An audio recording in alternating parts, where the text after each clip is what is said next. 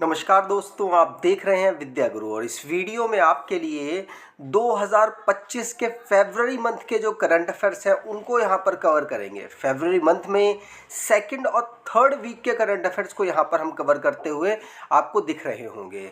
यहाँ पर आप क्वेश्चंस भी देख पाएंगे, सभी टाइप के क्वेश्चंस यहाँ पर कवर किए गए हैं, चाहे वो अवार्ड से रिलेटेड हो, अपॉइंटमेंट से रिलेटेड हो, या कोई फंक्शन ऑर्गेनाइज हुआ हो, कोई स्पोर्ट्स गेम ऑर्गेनाइज होने वाला हो और जो हो चुका, उन सभी की यहाँ पर हम बात करेंगे।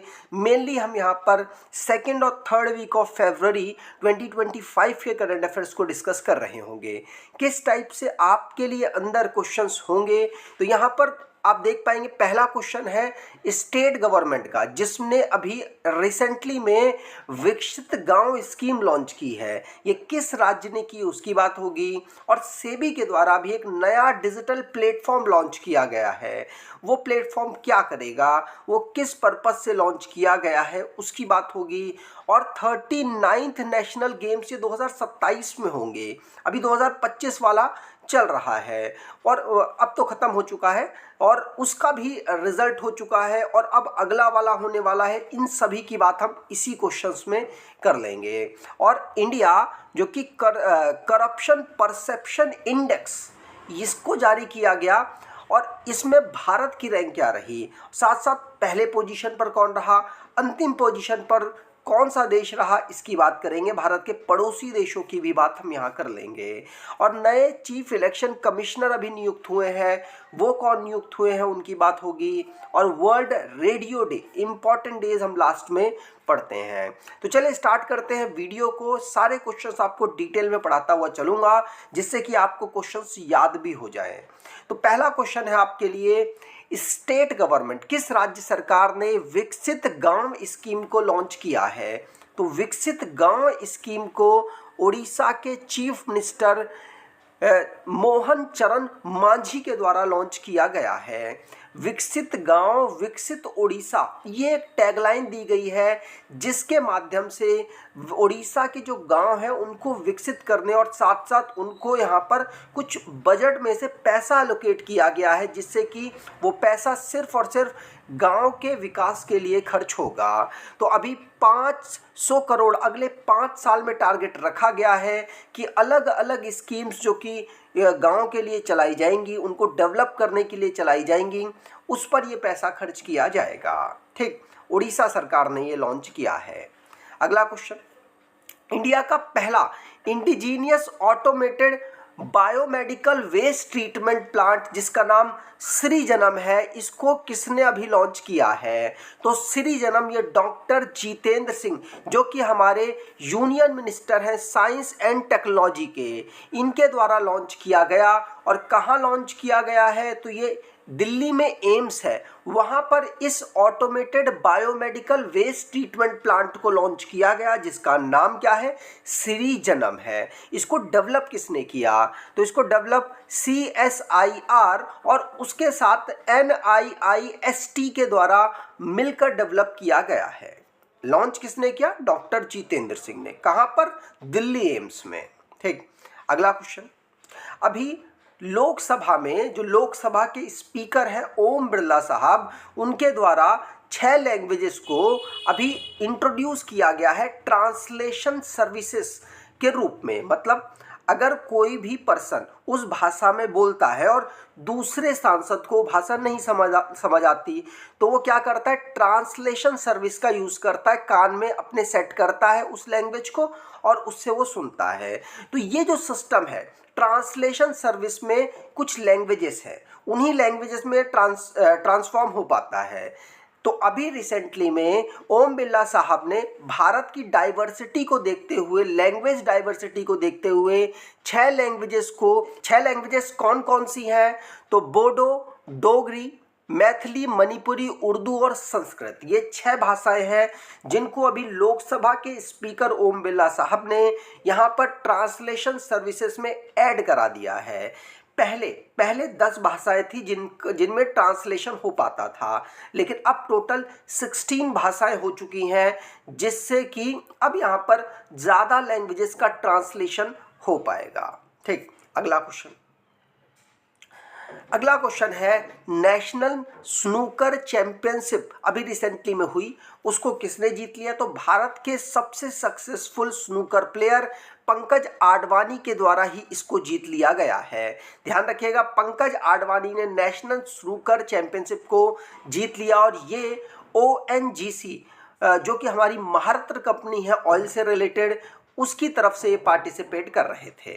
ठीक, अगला क्वेश्चन, और इनकी बात करें तो ये एशियन और वर्ल्ड चैंपियन इस स्नूकर चैंपियनशिप में ऑलरेडी हैं। ठीक, अगला क्वेश्चन, नए डिजिटल प्लेटफॉर्म अभी सेबी ने लॉन्च किया। सेबी ने जो नया डिजिटल प्लेटफॉर्म लॉन्च किया है उसका नाम है मित्रा। क्या नाम है? मित्रा। और ये इसकी फुल फॉर्म से ही आप समझ जाएंगे क्या करेगा। तो ये mutual fund investment tracing and retrieval assistant इसकी फुल फॉर्म है। इसका काम मैं आपको बता दूं तो ये जो प्लेटफॉर्म है, जो म्यूचुअल फंड ऑलरेडी काफ़ी दिनों से इनएक्टिव पड़े हैं तो उनको रिट्रीव करेगा, और साथ साथ जो अनक्लेम्ड म्यूचुअल फोलियोज होंगे उनको यहाँ पर उनका सेटलमेंट करने का यहाँ पर ये प्रोसेस करेगा। क्या? मित्रा। मित्रा भी सेबी के द्वारा लॉन्च किया गया है। अगला क्वेश्चन है 3rd नंबर का, energy week, India energy week कहाँ पर ऑब्जर्व किया गया? तो 3rd नंबर का इंडिया एनर्जी वीक ये नई दिल्ली में ऑब्जर्व किया गया। 11 फरवरी को स्टार्ट हुआ और 14 फरवरी तक इसको ऑर्गेनाइज कराया गया। दिल्ली में ऑर्गेनाइज कराया गया है। ध्यान रखिएगा, कहाँ पर? दिल्ली में। हमारा जो इंडिया एनर्जी वीक है वो ministry of petroleum and natural gas के द्वारा ऑब्जर्व किया गया है। यशोभूमि द्वारका में जो है वहाँ पर इसको ऑब्जर्व किया गया है। अगला क्वेश्चन, अभी रिसेंटली में ना ऑर्गेनाइज हुआ था आर्टिफिशियल इंटेलिजेंस समिट।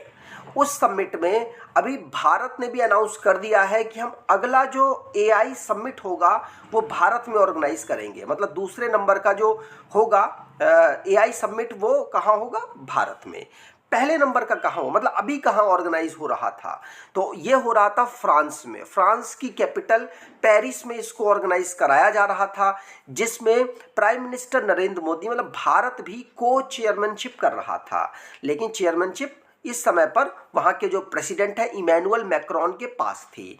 तो अभी भारत के प्रधानमंत्री जी ने उसी अवसर पर यहाँ पर स्पीच देते समय कहा कि अगला जो AI समिट होगा वो भारत में ऑर्गेनाइज कराया जाएगा।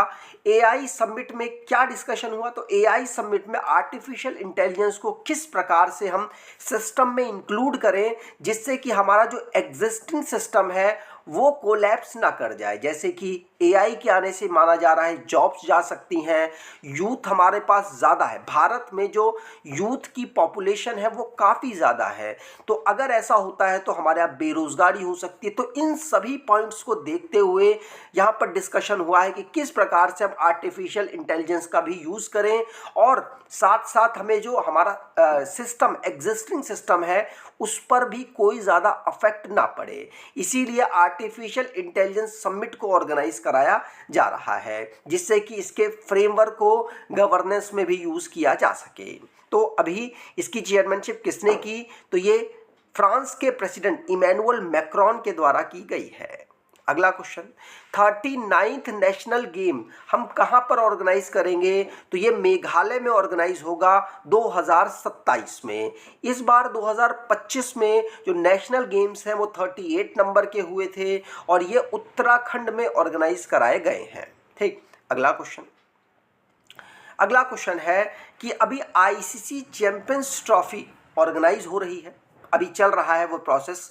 तो उसमें जो अलग अलग प्लेयर्स को यहाँ पर चुना गया है प्रमोट करने के लिए एम्बेसडर के रूप में, जिससे कि वो इस ICC चैंपियंस ट्रॉफी को प्रमोट करें।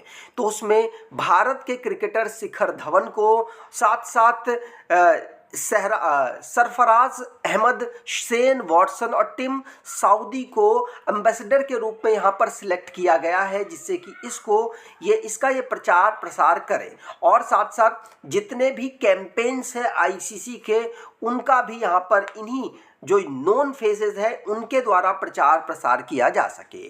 अगर ICC के चैंपियंस ट्रॉफी की बात करें, इसे सबसे पहले 1998 में ऑर्गेनाइज कराया गया था बांग्लादेश में और उसे जीता था साउथ अफ्रीका ने। भारत ने भी इसे 2006 में ऑर्गेनाइज किया है और भारत भी इसका एक ही बार विजेता रहा है और वो भी भारत ने इसको 2013 में जीत इसमें दर्ज की थी इंग्लैंड को हराकर। ठीक, अगला क्वेश्चन है कि अभी रिसेंटली में किंग एडवर्ड मेमोरियल भवन जो कि अजमेर राजस्थान में अवेलेबल है, इसका नाम बदल दिया गया है। कॉलोनियल ये रिप्रेजेंट करता था, किंग एडवर्ड मेमोरियल भवन, इसका जो नाम कॉलोनियल सिस्टम को रिप्रेजेंट करता था, इसीलिए उसको चेंज करते हुए भारत में जो भारत के हेरिटेज हैं उनके भारत जैसे नाम रखने के लिए महर्षि दयानंद विश्रांत गृह इसका नाम रख दिया गया है। तो अभी भारत ने इसका नाम चेंज किया, किसका? किंग एडवर्ड मेमोरियल भवन जो कि अजमेर में है, उसका नाम चेंज करके महर्षि दयानंद विश्रांत गृह इसका नाम कर दिया गया।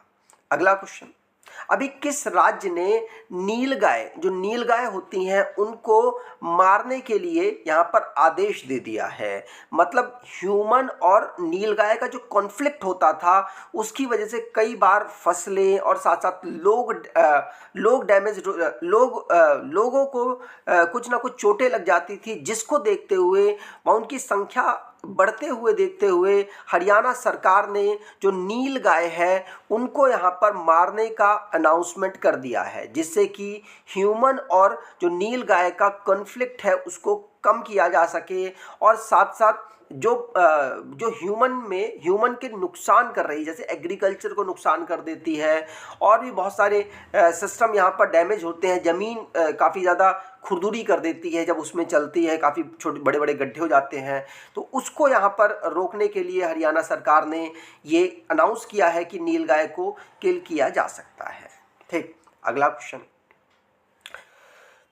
क्वेश्चन है वर्ल्ड बैंक के द्वारा लॉजिस्टिक परफॉर्मेंस इंडेक्स जारी किया गया, जिसमें भारत की रैंक क्या रही? तो भारत की रैंक इसमें 38 रही है। इसमें टॉप पोजीशन पर यूएस, दूसरे पर ऑस्ट्रेलिया और तीसरे पर सिंगापुर रहा है। लॉजिस्टिक परफॉर्मेंस इंडेक्स किसने जारी की? वर्ल्ड बैंक ने जारी की है, ध्यान रखिएगा, पूछा जा सकता है। अगला क्वेश्चन, किस मिनिस्ट्री ने प्राइम मिनिस्टर योगा अवार्ड 2025 को यहाँ पर शुरू करने की अनाउंसमेंट की है, जिससे कि इंटरनेशनल योगा डे के अवसर पर ये अवार्ड जो योगा के फील्ड में बेहतर परफॉर्मर या योगा के प्रसार में जो काम कर रहे हैं उनको यहाँ पर सम्मानित किया जा सके। और ये मिनिस्ट्री ऑफ आयुष के द्वारा ये अनाउंसमेंट की गई है कि प्राइम मिनिस्टर योगा अवार्ड 2025 को हम यहाँ पर शुरू करेंगे और 21 जून 2025 को इंटरनेशनल योगा डे के अवसर पर जो अवार्ड के विनर्स होंगे उनको यहाँ पर सम्मानित किया जाएगा। ठीक, अगला क्वेश्चन है इंडिया की रैंक करप्शन परसेप्शन इंडेक्स में क्या रही? तो इंडिया की रैंक करप्शन परसेप्शन इंडेक्स में 96 रही है। टोटल 180 कंट्रीज की जो रैंकिंग जारी हुई उसमें भारत की रैंक 96, पहली पोजीशन पर डेनमार्क और आखिरी पोजीशन पर साउथ सूडान रहा है। अगर भारत के पड़ोसी देशों की बात करें तो म्यांमार, अफगानिस्तान, बांग्लादेश, पाकिस्तान, श्रीलंका, नेपाल, इन सभी की रैंक भारत से खराब रही है और भारत ने 96 पोजीशन मालदीव के साथ शेयर की है और दो देश चाइना और भूटान, इन दोनों की पोजीशन भारत से बेहतर रही है। ठीक, अगला क्वेश्चन, करप्शन परसेप्शन इंडेक्स में जो आखिरी पोजीशन पर है मोस्ट करप्ट देश कौन रहा है? तो मोस्ट करप्ट देश मतलब 180 देशों की रैंकिंग जारी हुई, उनमें 180 रैंक इसको प्राप्त हुई और ये साउथ सूडान को प्राप्त हुई है। साउथ सूडान को 180 पोजीशन मोस्ट करप्ट कंट्रीज की रैंकिंग में यहाँ पर सबसे आखिरी पायदान मिला है और इनके जो भी अफ्रीकन देश हैं उन ज़्यादातर अफ्रीकन देश को लास्ट पोजीशन ही प्राप्त हुई है। अगला क्वेश्चन, 6 नंबर का जो धर्म गार्जियन नामक जो एक्सरसाइज है ये भारत किसके साथ करता है? तो भारत धर्म गार्जियन नामक एक्सरसाइज ये जापान के साथ करता है और इस बार इसको जापान में ही ऑर्गेनाइज कराया जाएगा। 25 फरवरी से शुरू किया जाएगा और 9 मार्च तक इसको ऑर्गेनाइज कराया जाएगा। धर्म गार्जियन नामक एक्सरसाइज ये जापान के माउंट फूजी में होगा। माउंट फूजी में काउंटर टेररिज्म नामक जो एक्सरसाइज धर्म गार्जियन है इसको ऑर्गेनाइज कराया जाएगा।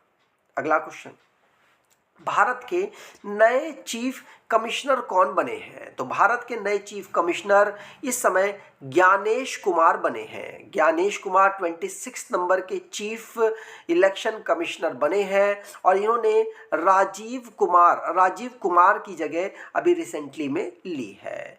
इनको अपॉइंट कौन करते हैं? तो भारत के जो प्रेसिडेंट हैं वो इनका अपॉइंटमेंट करते हैं। अगर इलेक्शन कमीशन की बात करें तो इसके बारे में कॉन्स्टिट्यूशन में आर्टिकल 324 में यहाँ पर विस्तार में लिखा गया है और आर्टिकल 324 के क्लॉज 2 में बताया गया है कि इलेक्शन कमीशन बनेगा चीफ इलेक्शन कमिश्नर और अदर इलेक्शन कमिश्नर के कोलैबोरेशन से। तो चीफ इलेक्शन कमिश्नर तो अभी नियुक्त हुए हैं और अदर में दो इस समय पर इलेक्शन कमिश्नर हैं। ध्यान रखिएगा, इन 3 लोगों के संगठन से इलेक्शन कमीशन का डेवलपमेंट होता है। अगला क्वेश्चन, अभी किस पर्सन को ऑनरी नाइटहुड की उपाधि से यूके यूनाइटेड किंगडम ने सम्मानित किया है? तो यूनाइटेड किंगडम ने एन चंद्रशेखरन जो कि चेयरमैन है टाटा ग्रुप्स के, इनको अभी ऑनरी नाइटहुड की उपाधि से सम्मानित किया है। अगर बात करें इनको ये सम्मान क्यों दिया गया, तो इनको सम्मान ये इसलिए दिया गया है क्योंकि इन्होंने यूके और भारत के जो रिलेशन है, जो ट्रेड रिलेशन है, उनको बेहतर करने में अहम योगदान किया है, इसीलिए इनको ये ऑनर दिया गया है।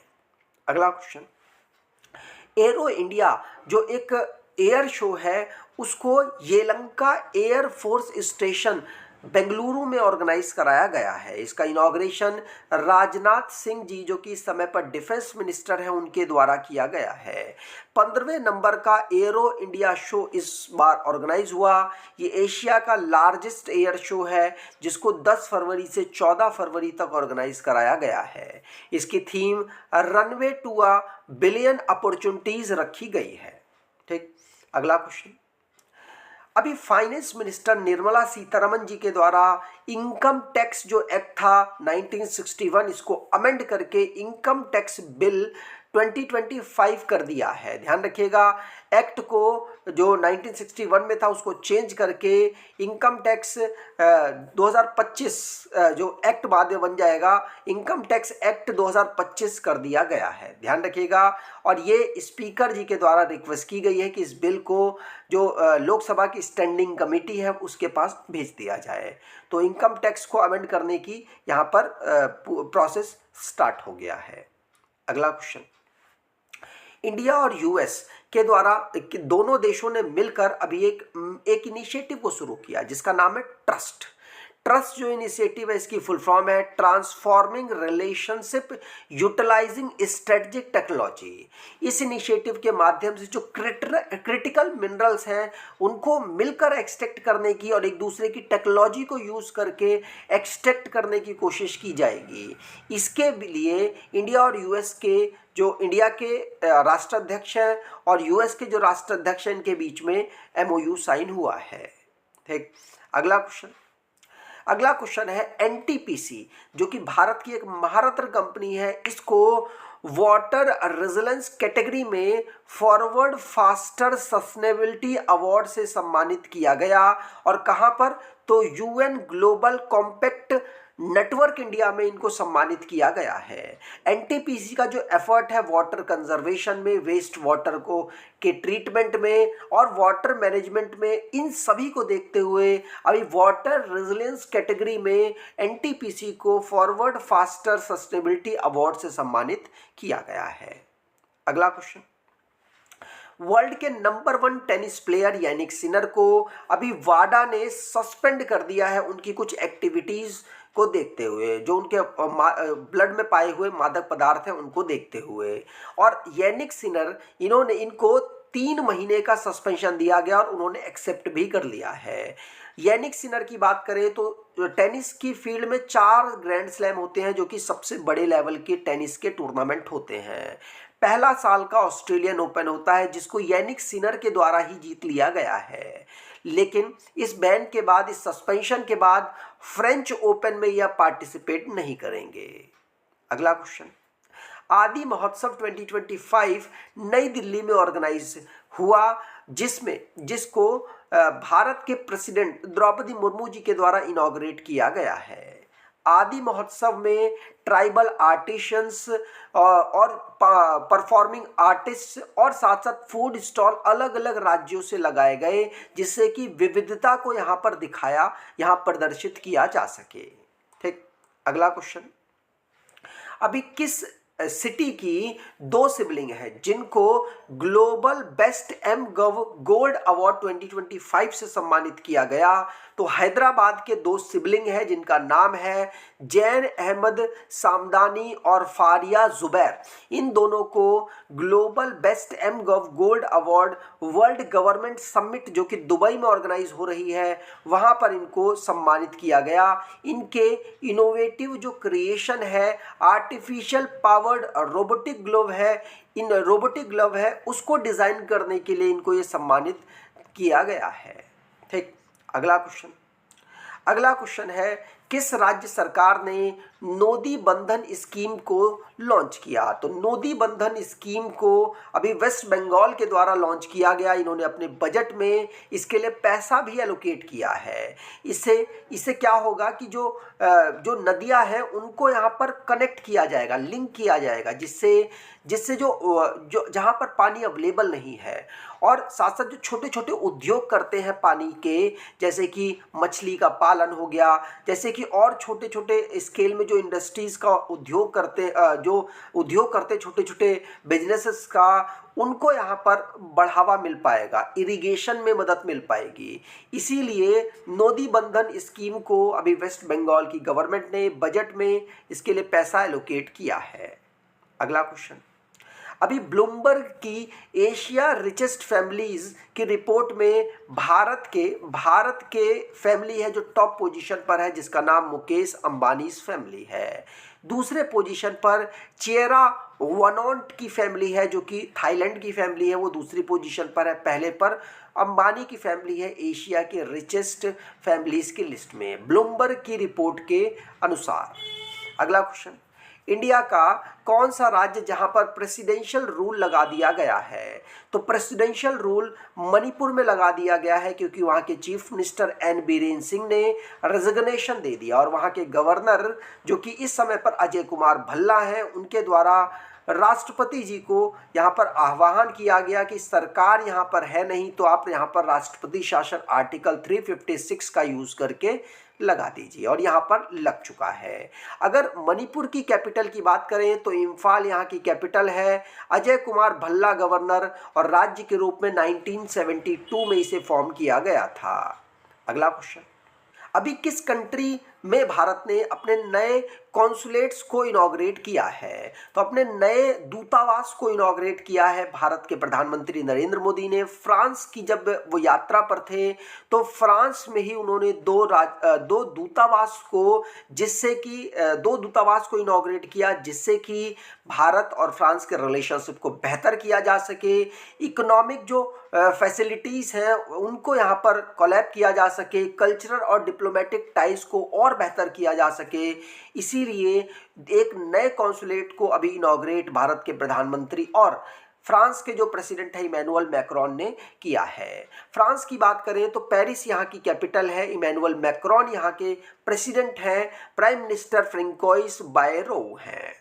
अगला क्वेश्चन, इंडिया ने अभी साइक्लोन नामक जो मिलिट्री एक्सरसाइज है वो किसके साथ ऑर्गेनाइज की है? तो इंडिया ने अभी साइक्लोन नामक एक्सरसाइज इजिप्ट के साथ ऑर्गेनाइज की है, राजस्थान के महाजन फील्ड फायरिंग रेंज में। ये जो डेजर्ट एनवायरनमेंट से रिलेटेड जो भी चैलेंजेस होते हैं उसको यहाँ पर एम में रखते हुए इस एक्सरसाइज को किया गया कि अगर ऐसी सिचुएशन आती है तो किस प्रकार से डेजर्ट के सिस्टम में लोगों को बचा सकेंगे। इसीलिए यहाँ पर इस एक्सरसाइज को लगभग 14 दिन तक ऑर्गेनाइज कराया गया है। कहाँ पर कराया गया? भारत में ही, राजस्थान में।